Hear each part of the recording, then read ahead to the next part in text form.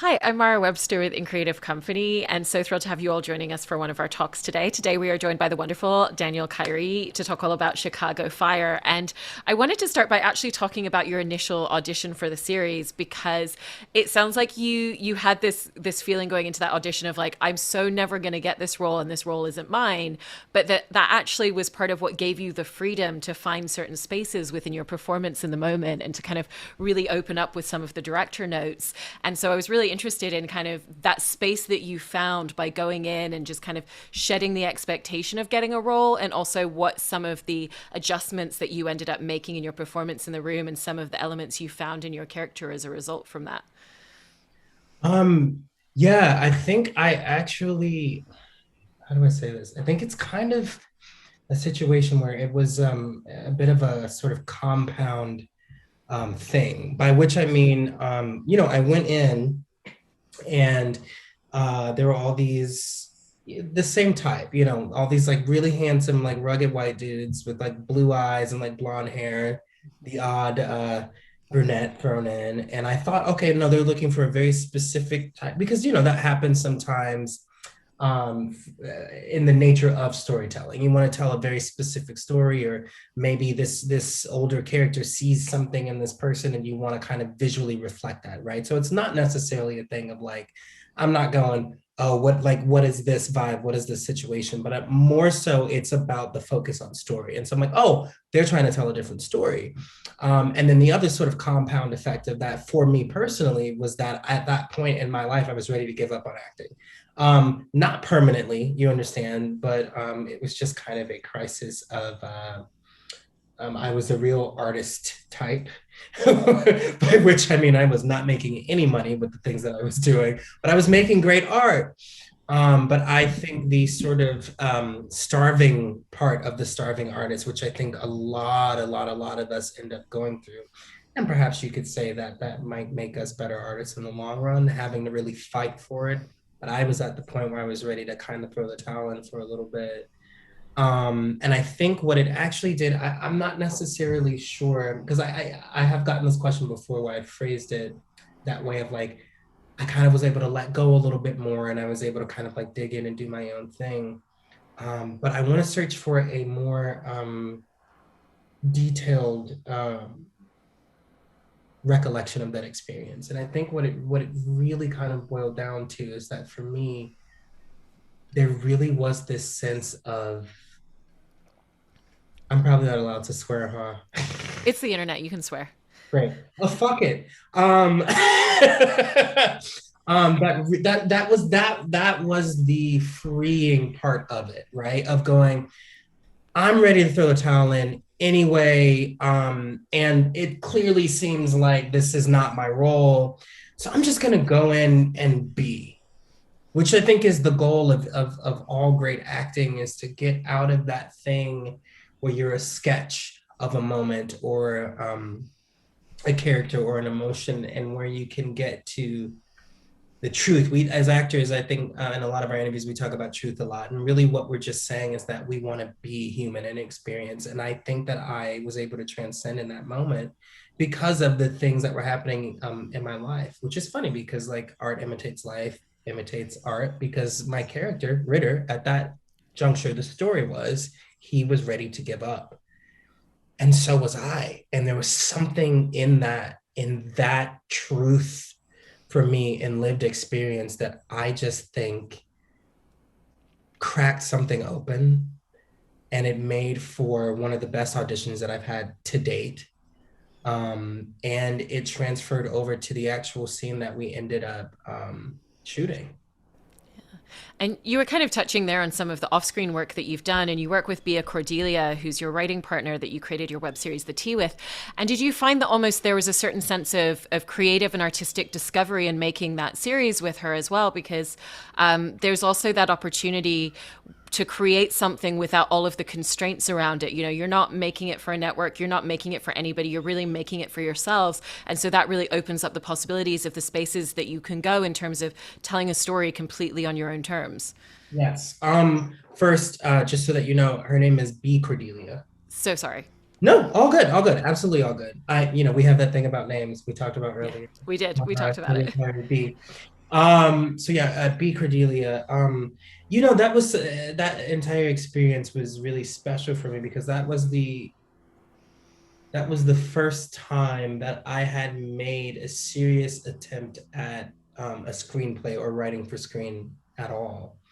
And to speak about the sense of freedom, it's really very interesting because it's like art, is kind of this sort of like mythical beast. You know what I mean? Like to borrow this thing that Christian Stolte actually said to me recently. It's kind of like this mythical beast, and you do everything that you can to kind of appease it, right? Because you don't want to scare it away, the muse of it. You don't want to run it off.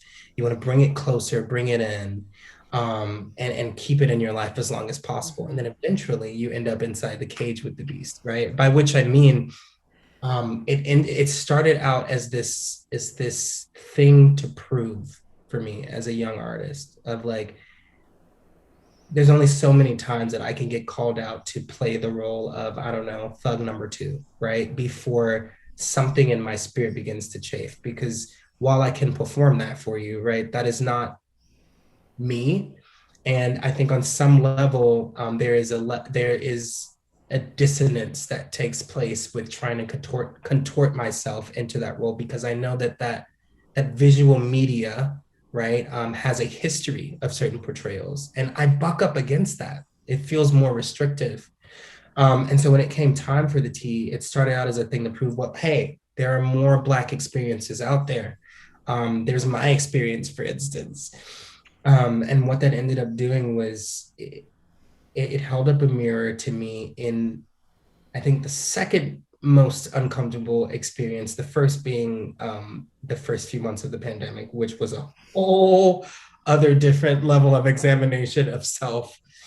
Um, but it really got me into this mode of examination of human behavior, right? Because when you turn that inward, there's less, I think, spaces in which to hide. And so, what it really ended up being was this exploration of what is my voice as an artist and what do I care about and how much of myself am I willing to reveal. And there's only so much that you can do, I think, of that kind of work, or only so much that you should do of that kind of work when it comes down to network television or anything like that, because obviously there is the world and the tone and the story that you're telling, and you can bring elements of yourself to it in order to help breathe life into this character, but you really need to follow those tenets. For me, this experience was, yes, he was a character, but really it was sort of a mask of me that I was creating that I could hold up and say, here are all of my flaws, but I swear it's not me, you know? So I guess it was freeing in that way of like, I just couldn't hide, and it made me a better artist. I love that, and also you're touching there upon when you are coming into a television show that there are kind of certain prerequisites for how you're shaping your character, and especially in jumping into Chicago Fire, it wasn't even season one; it was several seasons in. So there was kind of a lot to look at in terms of the way that it was already in motion, in terms of figuring out your performance, and then you also distill that down to it being part of the Dick Wolf universe. And again, there's certain structures in the way that characters are approached and explored in that, and so, what were those details that you really found for yourself in terms of figuring out not only how am I approaching this character, but how am I approaching this character specifically to the world that he exists in? And what does this ask for me in terms of the tone and voice that I bring to him? Oh, I mean, that was the fun part, actually, right? So the fun that I got to have with the team was that whole thing of like revealing and hiding and figuring out what that was. In this case, it was what parts of me fit here, and a lot of work within the realm of imagination, which is where artists, and I think particularly actors as performers, where we thrive is like the nurturing and the nourishment of imagination. Because it is the most powerful tool that we have as actors, right? Because what you see on TV, I'm not really going through that. So I have to be like, okay, I'm imagining them going through this thing. Okay, what is that like? What have I observed and what parts of me resonate? And introducing that into the world. I think that the ways in which Ritter and I differ is I'm a bit more flamboyant in my real life, right? And so one of the things that I have to think of is it's like, okay, well, what potentially has this character had to go through, in his own personal life and backstory, and also entering the academy, and how much of that is sort of his knee-jerk reaction or expectation, and how much of it is things that he's actually had to encounter before. And so, shorthand, we just call that backstory. But that's the exciting part, is like doing that imaginative work. So then you can go, okay, so now what of the work that I've done fits into this world? Right. And so then you can kind of like, okay, well, that doesn't fit, that doesn't go. But this thing, that I think that like really vibes with like tone and with what the show itself has established in the kind of world. It's a procedural drama, right? So there is a formula for that. And the kinds of people that we see as heroic. Now, here comes the exciting part for me. You see what I'm saying? Because I believe that I had some preconceived notions about what an audience who is used to being in this world, or may have even experienced themselves, what they think of as heroic. And in this instance, I believe that Ritter doesn't necessarily embody that kind of rugged machismo thing. That's not his vibe, right? He is more, he leads with his heart. His heart is on the sleeve. And that doesn't make him any less tough. I think because this character is sensitive and deep and thoughtful and compassionate, it actually makes that act of like having to endure and being tougher, it makes it more hard won, right? So when we get to see those moments of triumph for him, you end up really rooting for him. And that's what I love about that character, is because he gets to be a little softer. And I don't mean that in any kind of negative, connotation or any of that. But there is a softness that can exist to humanity, right? Which is our vulnerabilities. And I think he leans into his, and I think that that makes him stronger. And I think that that's the thing that excites me the most about playing this character in this world and introducing it into this universe in a way that it's not typically packaged in. I totally agree, and it's an energy that he brings as a character as well.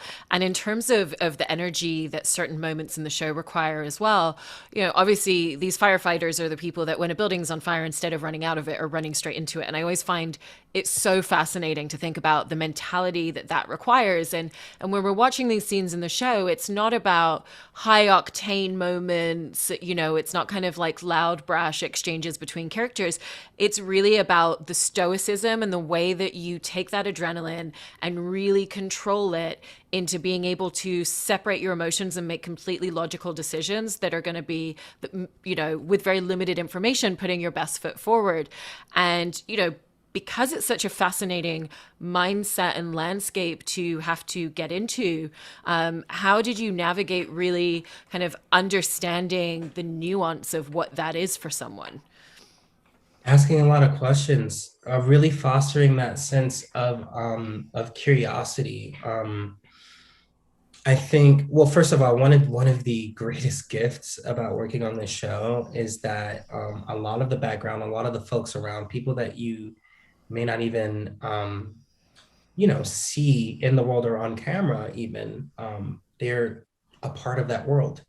They are either retired or currently active firefighters, right? Including, I mean, I've talked about Tony in a few interviews, but including Tony, who's incredible and amazing, and is a wealth of information should you have the presence of mind to just ask.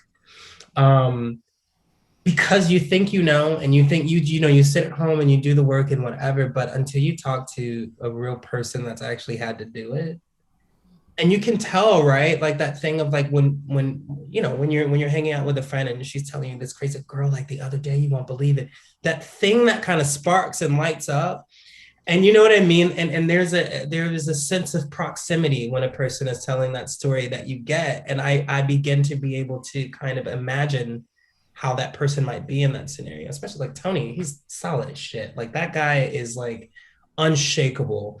And there are a lot of firefighters that I have encountered who carry that same groundedness and energy, but it doesn't feel default. It feels earned. You know, it feels like a thing that they have seen or experienced enough. And you get that sense from, you know, there are some, you know, ex-military vets in my life that I've known that carry that same energy. There's that thing of like being, you know, in the trenches or literally in the fire, right? Literally in both cases sometimes. Um, or being on the front lines in any kind of way, that there is a kind of a groundedness and a sense of knowing oneself and then mastering oneself. Mm-hmm. But I do believe it has to be earned. And I think that while the thing that's really exciting for me is I'm in a unique position on this show, being a newer character or being able to play a newer character, and also playing a character that's like young, right? Younger and young in the industry of firefighting, like in that realm. um, we get to see moments where maybe he's not completely mastered himself yet. And we get to see the fight and the struggle to get on the same level as the people around him. And I think like that's for me personally, that's what is exciting about that because I know what it looks like and I believe that I know what it takes to get there. So then I have to go and place my character somewhere on that spectrum, Yeah. and it might differ depending on what the incident is and what the story is. And like I just think that that's really exciting because um it's like it's fresh and we get to see that sort of human struggle to like turn that thing on and to be able to go into the fire. And I think that's interesting to watch. And when it comes to filming those scenes in the fire, quite literally as well, I was interested in the way in which you really kind of create that chemistry and that dynamic of trust that has to exist amongst this group, because there's so much nonverbal communication in these scenes because they're in situations where they can't stop and have a conversation. And if they're having a conversation about anything, it's like, you're going to go there, you're going to do this. It's very logistical exchanges. And so in how you work to really shape a lot of the nonverbal moments, but also how you use the scenes in the firehouse to really build that dynamic that then exists in these moments, in these scenes, even without addressing it. I mean, again, I mean, this, like you mentioned earlier, this show, it's a moving locomotive. It is a train. And my job was to jump on that train and to help keep it going. But so much of what you're talking about, this wonderful, incredible cast and goddamn hardworking crew that we have, this excellent crew that makes this excellent show that has so many moving pieces. I mean, it's really built into the world, and that's a boon to the Jesse Spencers and the Taylor Kennys and the Christian Stoltes, the Eamon Walkers, and the folks that you don't get to see, the Steve Chikarodis, and you know all of these people around us who have really invested in and built this world through their and John Milinak, who does so much of the pyro work and leads his team in such a brilliant way. Like our I mean, there I could go on and on and on, but all of those little pieces totally build the world. And the cast that was here before me and that I have the honor of being amongst right now, like they've done so much of that work that for me, I step in and sometimes I vibe. Sometimes I don't think about it too much. Sometimes I have to do that thing of letting go a little bit more and just it's about being present. It's about being present with the wealth that is all around me when I step on set. I don't know if you can tell, but I love my job. But I mean, it really is. I mean, it's a blessing to be able to walk into that and just to know, oh my gosh, like we shot this incredible scene just yesterday. And it had like most of the firehouse in it. It was a real ensemble piece. And there is just this sense of support and like team, just such a team. And I think because we are a team off camera, right?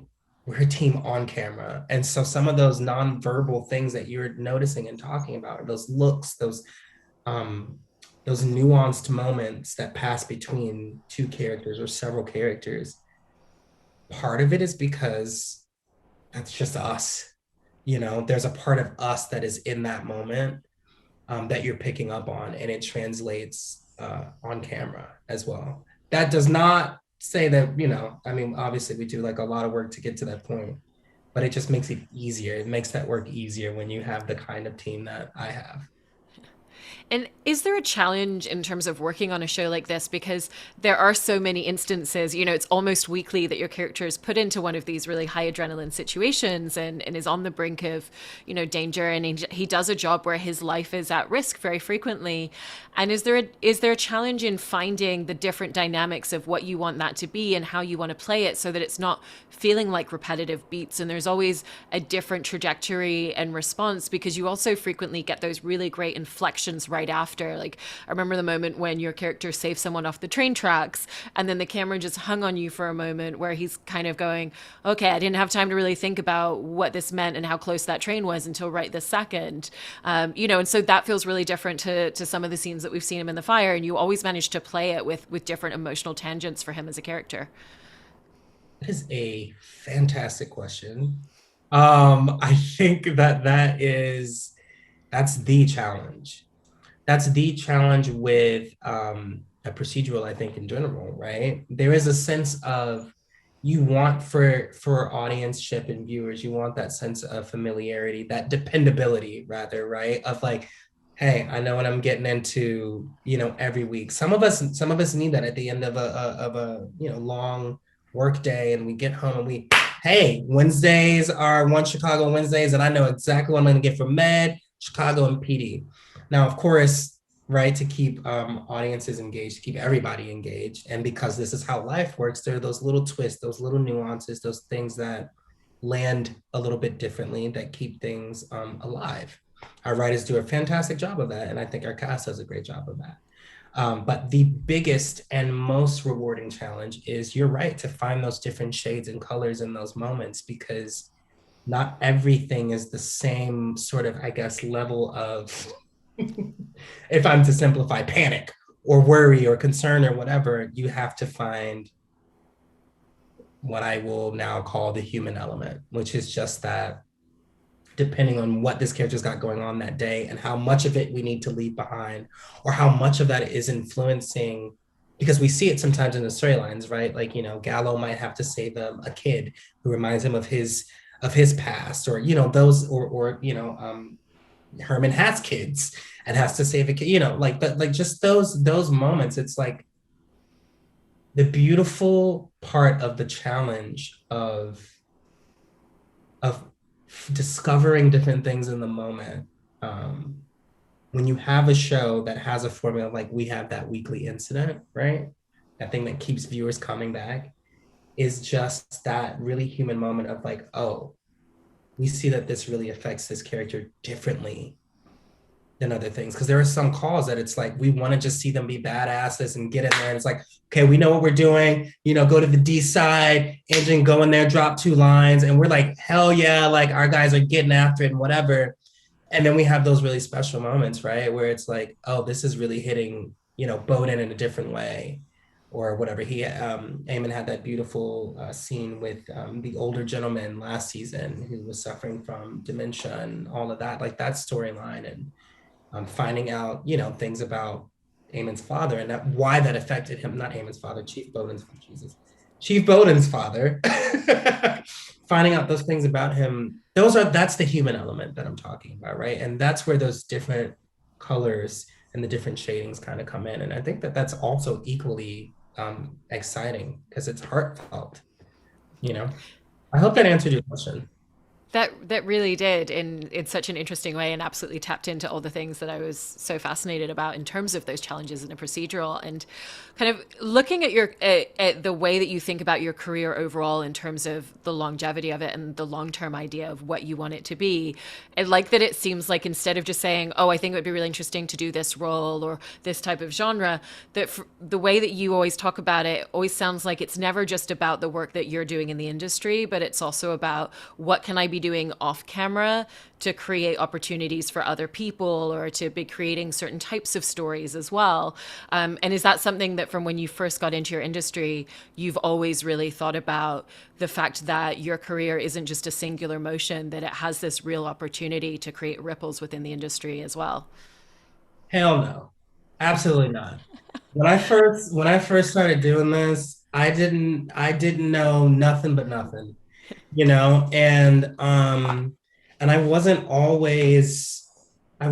it took a lot of living, and it took a lot of heartbreak, and it took a lot of opening my eyes, I think, to get to the place where I am now. Um, it took Trayvon Martin's, and particularly for me, Tamir Rice, which is still really hard for me to talk about. It took getting out in the streets and trying to make a difference. It took seeing how one moment, the loss of Black life is all we can talk about. And then we move forward in the news cycle as if nothing has happened. It took watching Black mothers on television, grieving and ripping themselves open for a nation to see their pain, only for that same nation that we're in to kind of shrug its shoulders and move on. It took a lot. It took a lot for me to kind of wake up and say, okay, I am privileged in certain ways. I think because of the profession that I'm in, and because of the visibility that it affords me. Well, now even it wasn't even a thing then.